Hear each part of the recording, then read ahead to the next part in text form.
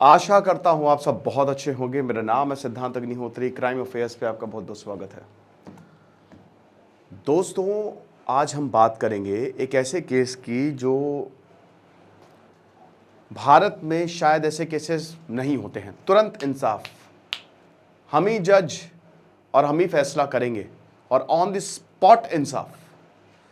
Akku Yadav murder case की जब सैकड़ों औरतें कोर्ट में घुस जाती हैं और अक्कू यादव को जान से मार देती हैं।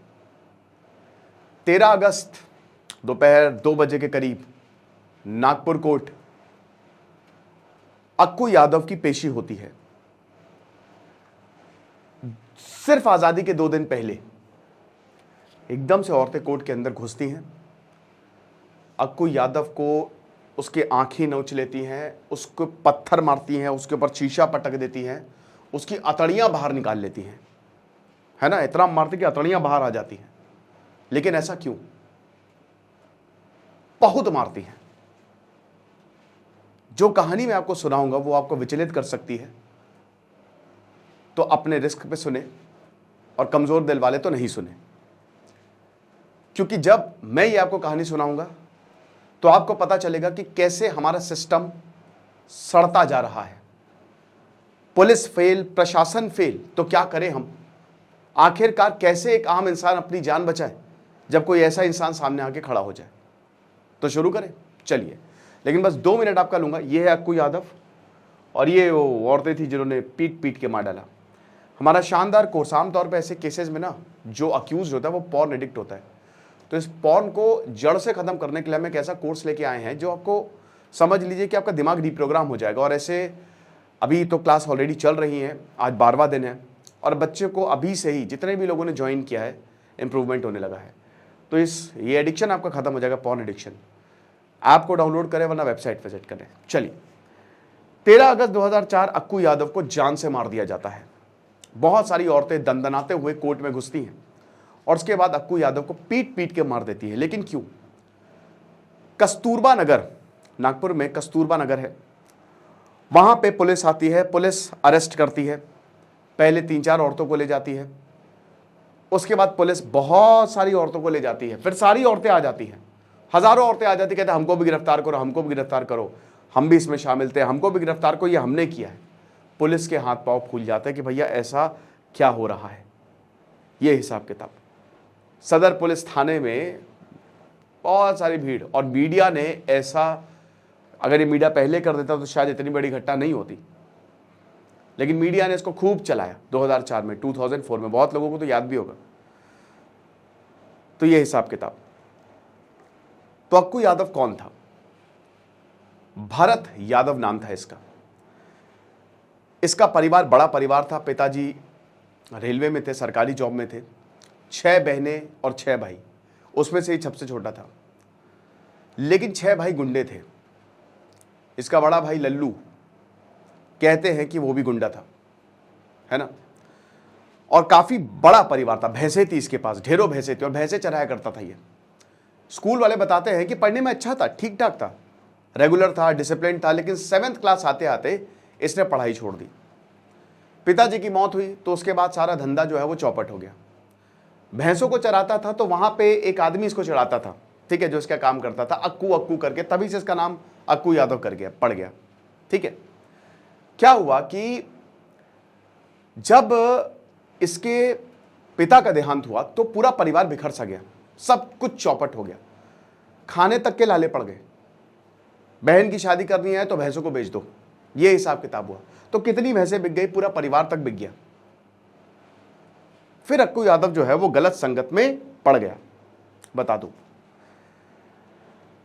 और दिक्कत रही। लेकिन शुरुआत में इसके लक्षण ऐसे नहीं थे। 1972 में पैदा हुआ था ये।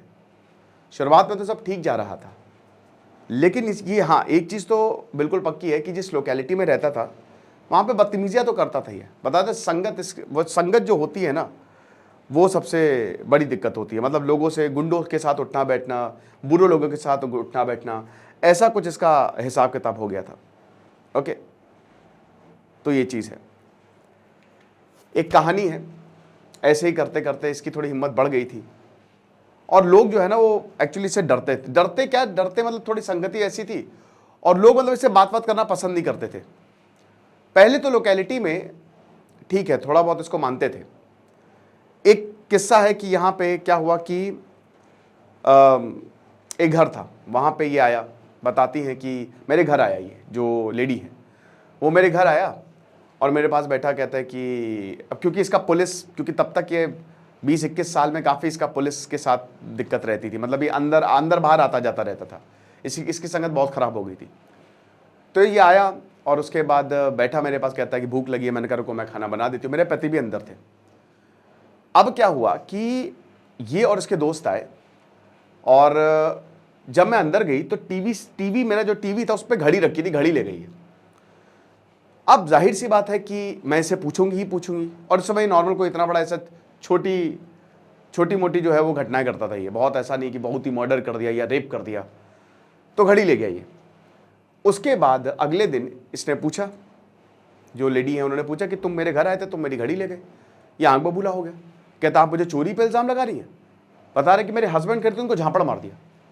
अब यहाँ जो लेडी है वो बोलते बोलते रोने लगती हैं, क्योंकि मेरे हस्बैंड बहुत अच्छे आदमी हैं, बहुत अच्छे आदमी, वो किसी का बुरा नहीं करते और मेरे सामने उनको पीटा। मुझे बड़ी गुस्सा आई, मुझे लगा कैसे इसको मार दूं, कैसे इसको खत्म करूं। उसके बाद मेरे घर के अंदर जाता और बर्नी अचार की वहां पे बहुत तेज से मारता थे और बर्नी में इसका हाथ जो है वो चिढ़ जाता है। तो फिर मुझे लगा कि कहीं ऐसा ना, मैं बहुत डर गई थी कि कोई प्रॉब्लम हो जाए, तो फिर मैं इसकी पट्टी करती हूँ। ये हिसाब किताब रहा और वहां से दिक्कत जो है वो शुरू हो गई। WCL कॉलोनी, इनका एक दोस्त बताता है कि WCL कॉलोनी में काम चल रहा था। हम लोग ऊपर गए, हम लोगों ने देखा कि कुछ चुरा सकते हैं क्या या कुछ ऐसा लूटपाट कर सकते हैं क्या, तो हम लोग ऊपर गए। वहां पे हमने देखा कि एक लड़का लड़की जो है वो बैठे हुए हैं। तो अक्कू जो है वो क्या किया कि हमारा ये सिर्फ क्लियर था कि हमको सिर्फ चुरा के भागना, उनको लूट के भागना है, लेकिन अक्कू ने क्या किया, अक्कू ने वो लड़की के साथ गलत काम करने की कोशिश की। तब तक वो लड़का भाग गया और वो सीधा पुलिस स्टेशन गया। 354 लगा। अब जब सेक्शन 354 लगा तो अक्कू जेल में चला गया। अक्कू जेल में गया, मॉलेस्टेशन का चार्ज इसके ऊपर। जब ये जेल में गया तो वहां पे बड़े बड़े अपराधियों के साथ, बड़े बड़े क्रिमिनल के साथ इसके कांटेक्ट होने लगे, इसका उठना बैठना होने लगा, है ना, बड़े बड़े अपराधियों के साथ। ये अपने आप को बहुत ऊंचा समझने लगा। जब ये वापस आया जेल से, जेल में कई बार जेल गया, उसके बाद चोरी के मामले में भी जेल गया, लेकिन ये जेल जाता था जल्दी छूट जाता था, 6-7 महीने में इसको छूट जाता। इसको पता था जेल में कितने दिन रहना है, आज नहीं कल नहीं, मैं वापस आऊंगा ही आऊंगा। मर्डर के मामले में छूट गया, तभी हम बात करेंगे। और वो ऐसा दिल दहला देने वाला मर्डर है, आप कहेंगे ये मतलब ये आदमी नहीं है, ये राक्षस है, संजय रॉय से भी ऊपर। अब क्या हुआ, ये वापस आता है तो इसका कॉलोनी में थोड़ा वट इन द सेंस की, मतलब भाई जेल से आए हैं, क्राइम करके आए हैं, तो थोड़ा सा लोग डरने लगे। ऊपर से अब ये थोड़ा गुंडों की तरह रहने लगा, है ना, कहीं से कट्टा ले आता था, चाकू अपने पास रखने लगा, ऐसे cut cut cut cut cut cut cut वो वाला चाकू, लोगों को डराने लगा, धमकाने लगा।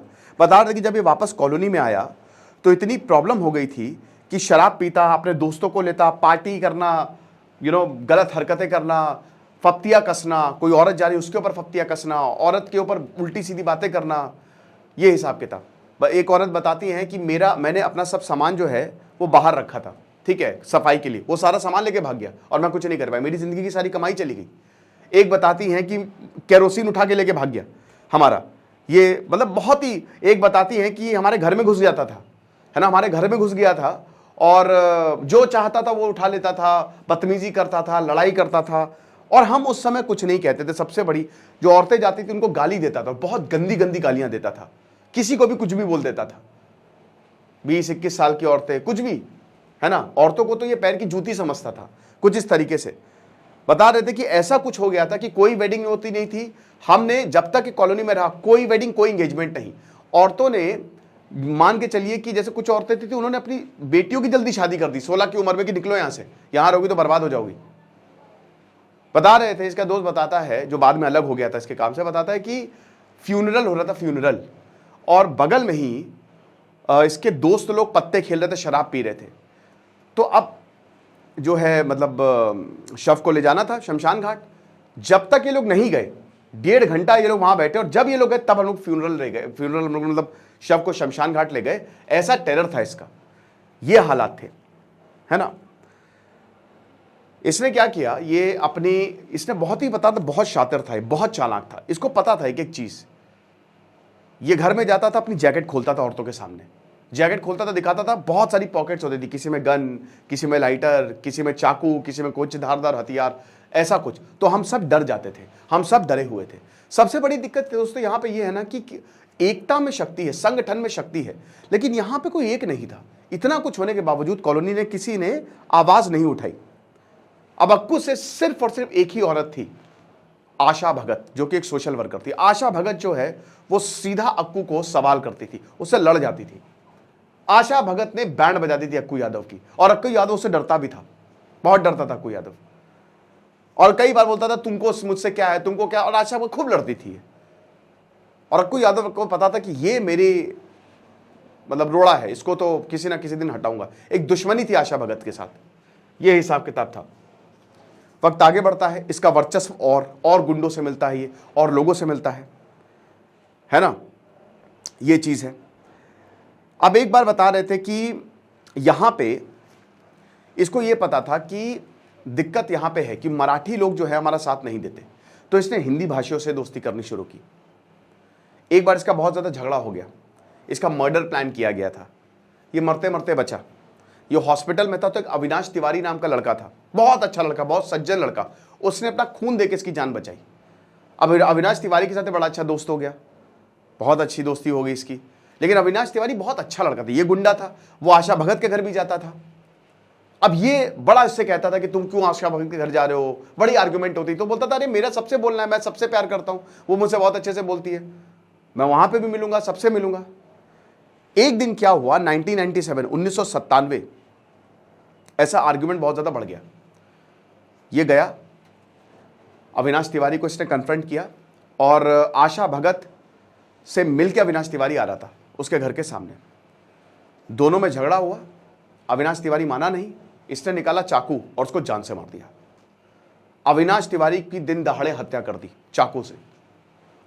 जब अविनाश तिवारी की हत्या की सामने आशा भगत बहुत चिल्लाई कि देखा तुमने, तुम नर्क में भी जलोगे, बहुत गाली गलौज की, तुम नर्क में भी जलोगे, तुम्हारी जान बचाई थी, ऐसे भले मानुष को मार दिया। लेकिन इस मर्डर से पूरे मोहल्ले में सनसनी फैल गई, पूरे मोहल्ले में हालत खराब हो गई, ये चीज है।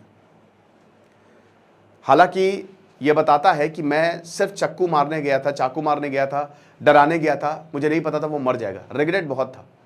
लेकिन इसको जेल होती है, जेल हुई, जेल में गया और 10 महीने बाद बाहर आ गया। पता नहीं इसका कुछ पुलिस से भी, जो कुछ ऐसे पुलिस वाले थे जो इसको जानते थे, है ना, कुछ ऐसा था इसका पूरा अंदर, थोड़ा बहुत सेटिंग थी इसकी। ये अंदर गया और जेल से बाहर आ गया। अब जब जेल से बाहर आ गया, मर्डर करके बाहर आ गया, कॉलोनी वाले बहुत खुश हो गए कि चलो जेल चला गया, अब तो खूब लंबा जाएगा। लेकिन जब बाहर आया, मर्डर के केस में बाहर आ गया, तो सब वही बोलने लगे कि यार ये कैसे हो गया ये।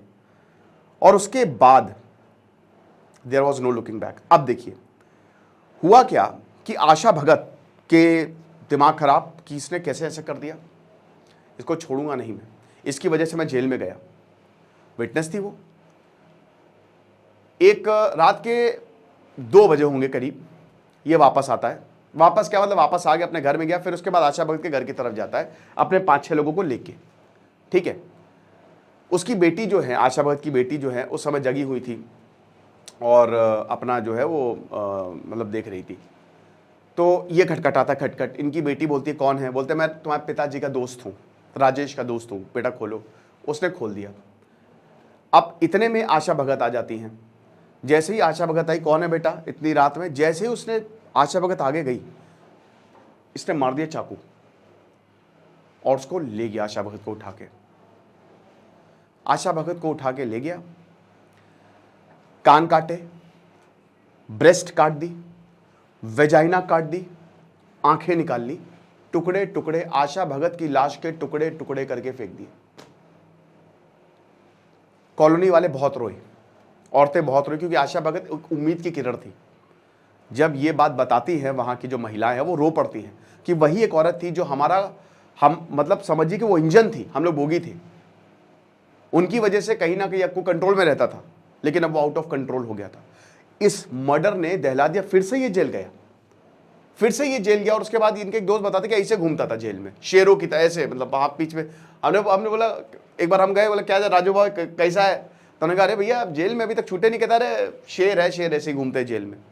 फिर बाहर आ गया, ये इतना ग्रूसम मर्डर करने के बाद फिर बाहर आ गया। इनके दोस्त बताते हैं कि पुलिस वैन में हमने ये देखा कि पुलिस से बोला कि समोसा मंगाओ, ये भर के समोसा आया और अक्कू यादव ने समोसे को खाया।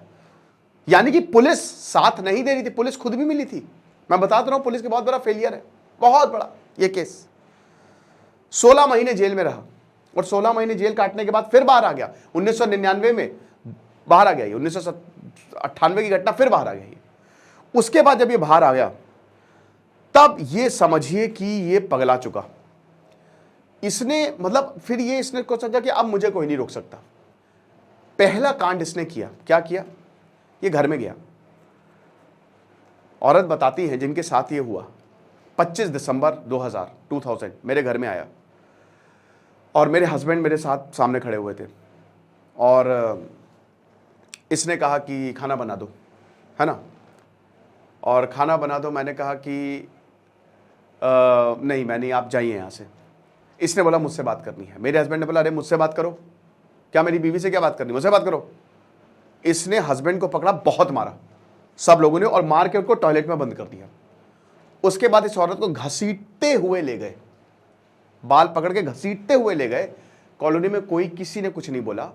औरत का बलात्कार किया, रेप किया। ये पहला इंसिडेंट था, ये फर्स्ट इंसिडेंट था जब किसी औरत का रेप हुआ। अब सुनिए, ऐसा कोई घर नहीं बचा उसके बाद जहां पे इसने बलात्कार ना किया हो।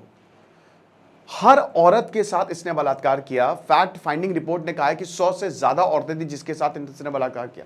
हर घर में जाता था, दरवाजा खटखटाता था कि खोलो दरवाजा, और वहां पे घुसता था और गंदी हरकतें करता था।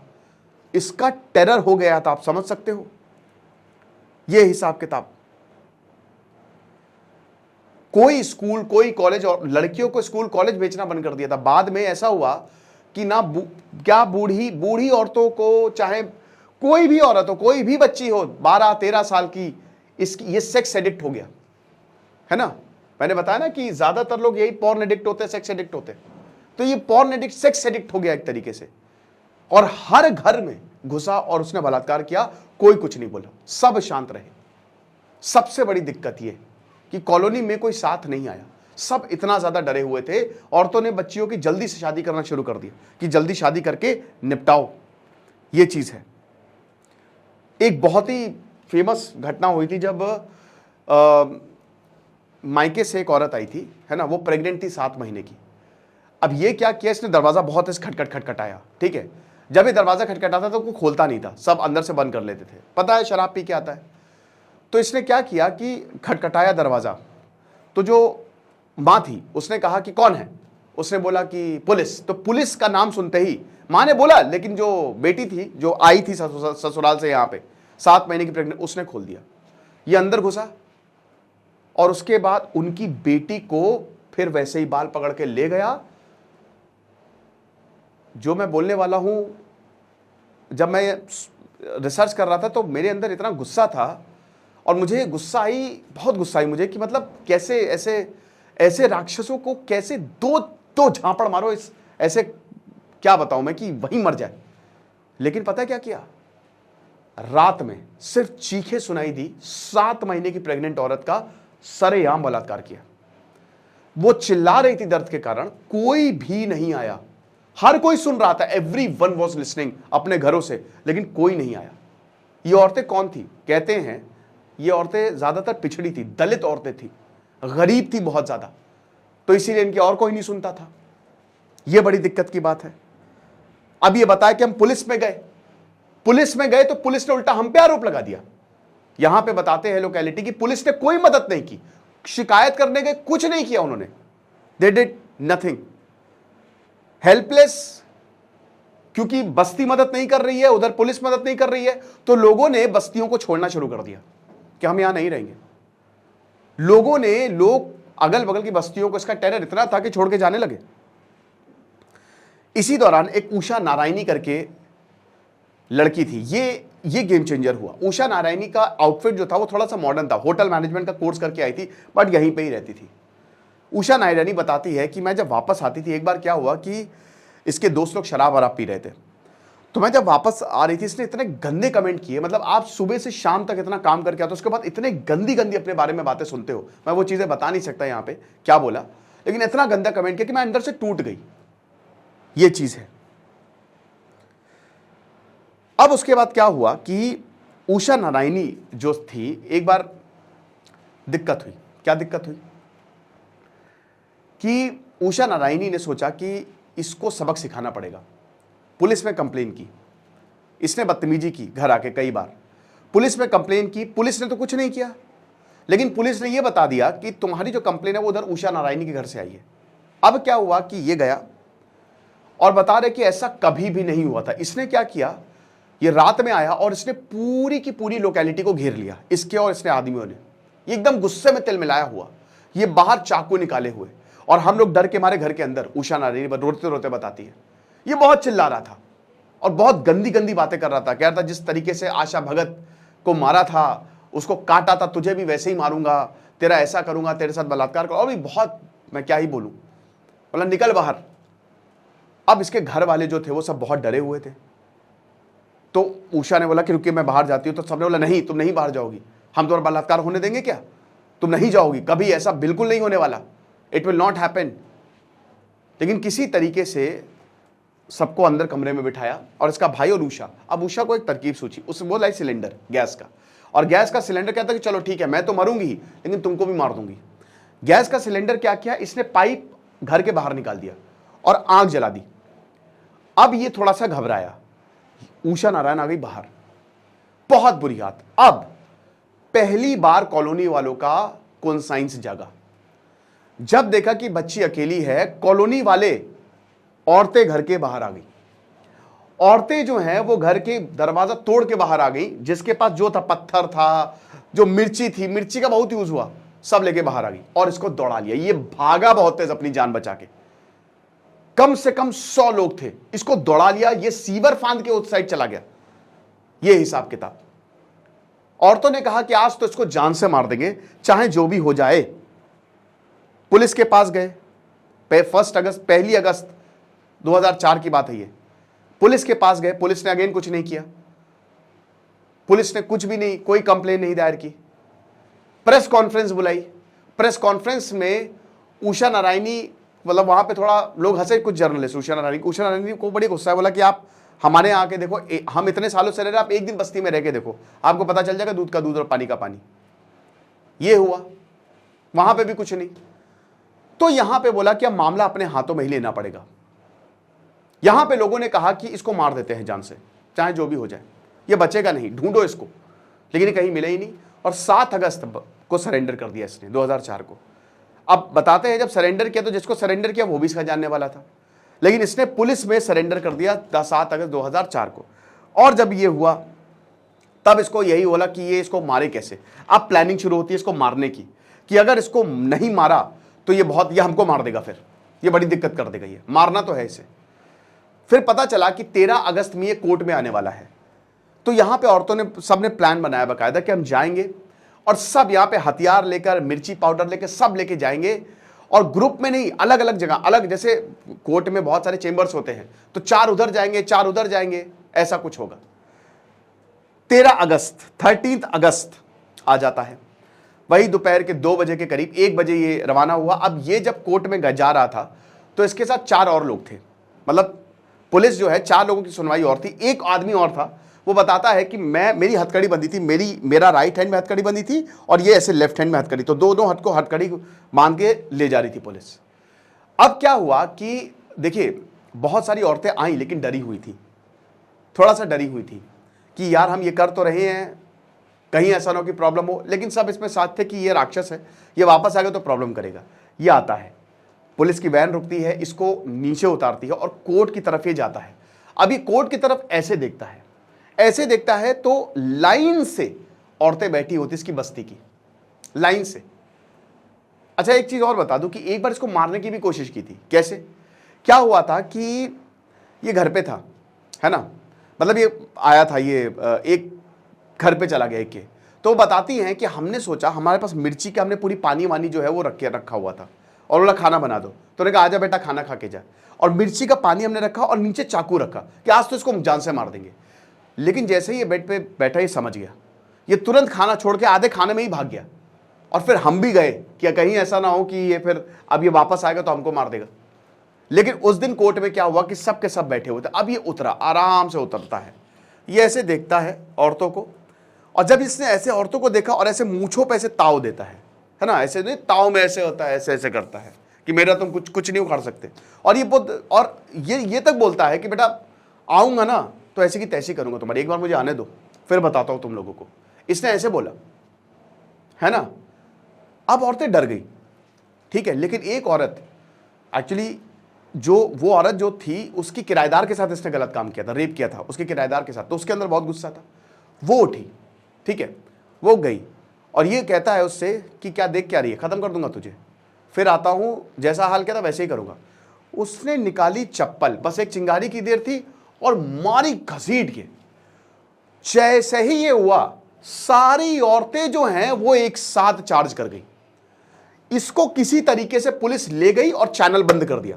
अब वहां पे बाहर ढेरों औरतें, खोलो खोलो खोलो, सब खोलो खोलो, और उसके बाद फिर इसको कोर्ट में ले जा रहे हैं। अब अंदर कुछ और औरतें थी, उन्होंने मिर्ची का पाउडर डाल दिया, मिर्ची फेंक दी इसके ऊपर, ये एकदम तिलमिलाने लगा दर्द के कारण। अब वो जिसका हाथ बंधा हुआ है कह रहा है कि हम कैसे जा रहे हैं अंदर कोर्ट में, और तब तक चैनल का दरवाजा तोड़ दिया, घुस गए अंदर, सबके सब घुस गए अंदर। और उसके बाद इसको पकड़ा। बहुत मजा आएगी आपको ये बात सुन के। पत्थर लाए थे, इसके पत्थर मारा, चाकू से रोंद दिए इसने, यहां पे चाकू मारा एक ने, यहां पे हड्डी में फंस के चाकू टेढ़ा हो गया, तो वापस बाहर चाकू लेके गए, उसको सीधा किया, फिर इसको मारा, ठीक है ना। इसके हाथ जो है, हाथ उखाड़ के ले गए, इसके ऊपर, इसके सर पे ये ग्लास का जो नहीं होता वो फेंक दिया इसके ऊपर, ठीक है, पूरा खूना खून। उसके बाद इतना ही नहीं, फिर पत्थर आया, पत्थर इसके ऊपर फेंका, जो इसके साथ था वो बता रहा था, और वो जो था वो ऐसे खड़ा बैठा हुआ था, ठीक है, क्योंकि इसका हाथ ऐसे था, वो ऐसे बैठा हुआ था, वो बगल में एकदम बैठा हुआ था, और साइड में इसके साथ कान, मिर्ची पूरी आंखों में इसकी मिर्ची झोंक दी, इसकी अतड़ियां तक बाहर निकाल ली, इसकी अतड़ियां तक लटकने लगी, और इतना मारा 75 वार किए चाकू से, वही मर गया। उसके बाद पुलिस ने फिर मुकदमा दर्ज किया, पुलिस ने फिर 5 लोगों को गिरफ्तार किया, फिर सारी औरतें आ गई कि 5 क्या, हम सबको गिरफ्तार कर, हम भी शामिल थे। एक मूवमेंट शुरू हो गया, फिर बहुत कुछ हुआ, कास्ट एंगल से लेकर एवरीथिंग। ट्रायल शुरू होता है 2012 में, नतीजा था 2014 में, और जज साहब बोलते हैं जाओ, सबको छोड़ दिया। फैक्ट फाइंडिंग रिपोर्ट जो आई, उसने बहुत कुछ बताया कि अगर सिस्टम फेल होता है, अगर यहां पे अगर पुलिस कहती है हम मदद करते, तो आज ये बात आती ही नहीं। लेकिन ना पुलिस ने मदद की, ना पॉलिटिशियन ने मदद की, ना प्रेस ने मदद की, किसी ने मदद नहीं की। तो वो बोलते हैं कि नहीं, कोई बात नहीं। तो जब अगर ऐसा होता है तो क्या करे जनता, क्या करे जनता, अपने हिसाब से फिर न्याय करेगी, और इसमें यही हुआ, जनता ने न्याय कर दिया और जज ने छोड़ दिया। जज ने इस बात को समझा, किसी को सजा नहीं हुई, हर किसी को बेल मिल गई, मतलब हर कोई बरी हो गया। तो ये एक ऐसी कहानी थी जो ये बताती है कि ये जो ऐसे छोटे मोटे गुंडे जो होते हैं ना, इनको उसी वक्त कंट्रोल करना कितना जरूरी है। आप इसकी शक्ल देखो, इस आदमी को देखो, इसको एक झापड़ मार दो, ये ऐसे ही गिर जाए। आप देख रहे हो इसको, और इसने ऐसा काम किया कि क्या बताए। अगर थोड़ी वहां पे कॉलोनी वालों ने हिम्मत लगाई होती, और अगर पुलिस ने अगर कार्रवाई सही से कर ली होती, तो ये आज ऐसा ये कांड नहीं होता। ये लेक्चर था, बाकी अब मैं रेगुलर हो गया क्राइम अफेयर्स में, और भी लेक्चर्स में लाता रहूंगा। Thank you so much.